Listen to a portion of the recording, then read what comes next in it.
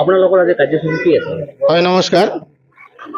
সন্মানীয় সাংবাদিক বন্ধুসকল, সদৌ অসম বাঙালী যুৱ ছাত্ৰ ফেডাৰেশ্যন টিপকাই আঞ্চলিক সমিতি লগতে মহিলা সমিতিয়ে ইয়াত বিশ্বকবি ৰবীন্দ্ৰনাথ ঠাকুৰৰ 165তম জন্ম জয়ন্তী উৎসৱ আমি ইয়াত পালন কৰিবলৈ লৈছোঁ। আজি দিনজোৰা কাৰ্যসূচীৰে আমাৰ এই কাৰ্যসূচী চলি থাকিব। প্ৰথমতে আছিল পতাকা উত্তোলন, ইয়াৰ পিছত শোভাযাত্ৰা, ইয়াৰ পিছত আমি ক্ৰমান্বয়ে বিশ্বকবি ৰবীন্দ্ৰনাথ ঠাকুৰৰ প্ৰতিকৃতিত মাল্যাৰ্পণ কৰিলোঁ। আৰু আমি আটাইতকৈ ডাঙৰ এটা কাৰ্যসূচী আমি হাতত লৈছিলোঁ যে এই বৰ্ষৰ মানে 2026 বৰ্ষৰ যিবিলাক ছাত্ৰ ছাত্ৰীয়ে এই অঞ্চলৰ পৰা সুখ্যাতিৰে হায়াৰ ছেকেণ্ডেৰী আৰু হাইস্কুল শিক্ষান্ত পৰীক্ষাত উত্তীৰ্ণ হৈছে, সিহঁতক সম্বৰ্ধনা জ্ঞাপন মানে কৃতকাৰ্যৰে উত্তীৰ্ণ হোৱা ছাত্ৰ ছাত্ৰীক আমি সম্বৰ্ধনা জ্ঞাপন কৰিলোঁ আজি। ইয়াৰ পিছত আমাৰ আৰু কাৰ্যসূচী আছে, সাংস্কৃতিক অনুষ্ঠান আছে আৰু অন্যান্য কাৰ্যসূচী আমাৰ আজি ৰাতিলৈকে এইটো চলি থাকিব।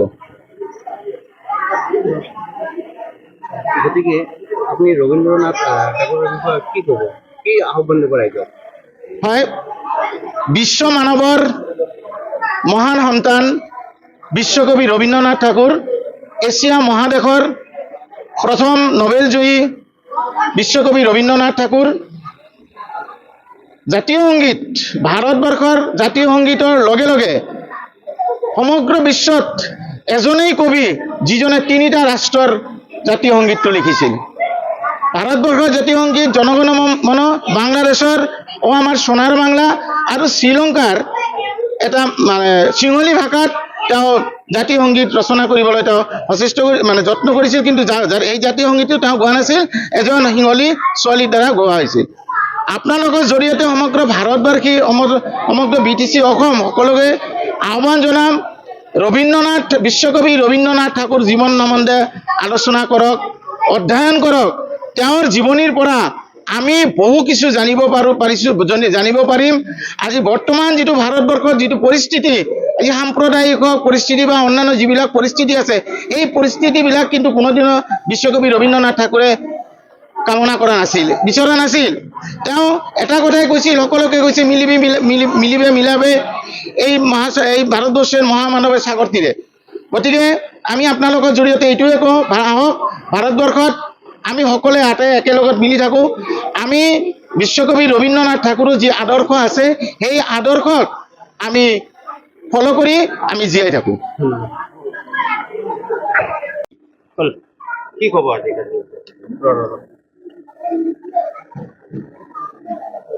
সদৌ অসম বাঙালী যুৱ ছাত্ৰ ফেডাৰেশ্যন কেন্দ্ৰীয় সমিতিৰ পৰা আমি এইটোৱে ক'ম যে আজি আমাৰ এই কোকৰাঝাৰ জিলাৰ অন্তৰ্গত টিপকাই আঞ্চলিক সমিতি আমাৰ আৰু মহিলা সমিতিৰ উদ্যোগত আৰু পৰিচালনাত যি আমাৰ বিশ্বকবি ৰবীন্দ্ৰনাথ ঠাকুৰৰ 165তম জন্মজয়ন্তী উৎসৱ আজি ইয়াত পালন কৰা হৈছে উখল মাখলেৰে।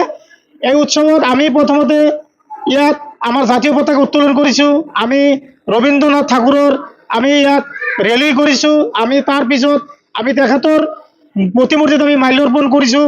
আমি তাৰপিছত আমাৰ ইয়াত এটা মহৎ উদ্দেশ্য আছিল আজি এই সভাৰ যোগেদি যে এই টিপকাই অঞ্চলৰ যিমান মানে আমাৰ মাধ্যমিক আৰু উচ্চ মাধ্যমিক বিভাগত যিবিলাক ল'ৰা ছোৱালীয়ে উত্তীৰ্ণ হৈছে, তেখেতৰ আমি অভিনন্দন পত্ৰ আমাৰ আঞ্চলিকৰ যোগেদি আমি প্ৰদান কৰিছোঁ। আমাৰ ইয়াত উপস্থিত বিশিষ্ট ব্যক্তিসকল উপস্থিত আছিল আজিৰ এই সভাত।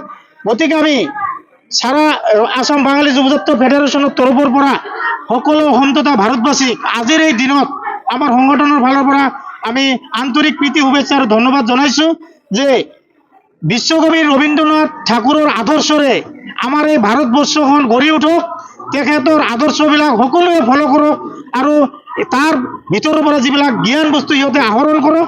আৰু আমাৰ ছাত্ৰ ছাত্ৰীসকলকো আমি এইটোৱে আহ্বান জনাম যে আপোনালোকে এই টিপকাই অঞ্চলৰ পৰা সুসংখ্যাৰে আপোনালোকে উত্তীৰ্ণ হৈছে আৰু আপোনালোকে এই অঞ্চলৰ পৰা আৰু যাতে সুনাম কঢ়িয়াই আনিব পাৰে, তাৰ কাৰণে আমি আপোনালোকক আহ্বান জনাইছোঁ।